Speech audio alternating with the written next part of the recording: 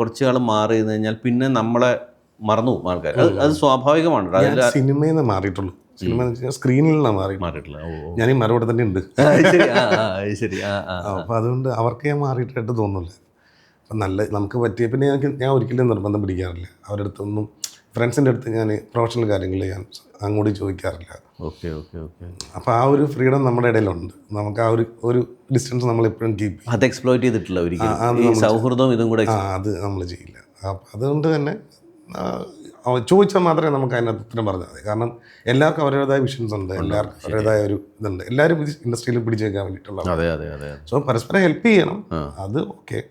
പക്ഷെ എന്നാലും നമ്മളങ്ങനെ എന്താ പറയുക, ബുദ്ധിമുട്ടിക്കാൻ പറ്റില്ല. നമ്മൾ മുതലെടുക്കുന്നില്ല. ഞാൻ ഒന്നും എക്സ്പെക്ട് ചെയ്യാറില്ല. അതാണ് എൻ്റെ ഒരു പോളിസി. പക്ഷെ അങ്ങനെയല്ല നമ്മൾ ഒരു 90% എൻ്റെ അനുഭവം എന്ന് പറയാം, 90% സാഹചര്യങ്ങൾ കാണുന്നത് ഒരു സാഹചര്യം എക്സ്പ്ലോയിറ്റ് ചെയ്യുക, അത് കഴിയുമ്പം അടുത്തതിലോട്ട് കടന്നു പോവുക. സ്റ്റെപ്പിംഗ് സ്റ്റോൺ ആയിട്ട് എൻ്റെ പേഴ്സണൽ അനുഭവിച്ച് തന്നെ പറയാം, സ്റ്റെപ്പിംഗ് സ്റ്റോൺ ആയിട്ട് ഉപയോഗിച്ച് ഒരുപാട്. ഞാൻ ഏറ്റവും കൂടുതൽ ഞാൻ ഇപ്പം പറയാറുള്ള കാര്യമാണ്, ഇപ്പോൾ ഇവരെല്ലാവരും ഭയങ്കര സമയം വിൽക്കുന്ന ആളുകളാണ്. അതെ, ടൈം വിൽക്കുന്ന ആളുകളാണ് ഇവർക്ക്, എൻ്റെ ഫ്രണ്ട്സിൻ്റെ ഭൂരിഭാഗം. അപ്പോൾ എൻ്റെ അടുത്ത് വന്നിരുന്ന് ഒരു അരമണിക്കൂർ വർത്തമാനം പറയുന്നുണ്ടെങ്കിൽ അതിന് ഞാൻ ഭയങ്കര വാല്യൂ കൊടുക്കാറുണ്ട്. ആ സമയത്ത് അതാണ് ഞാൻ എക്സ്പെക്റ്റ് ചെയ്യാറുള്ളൂ.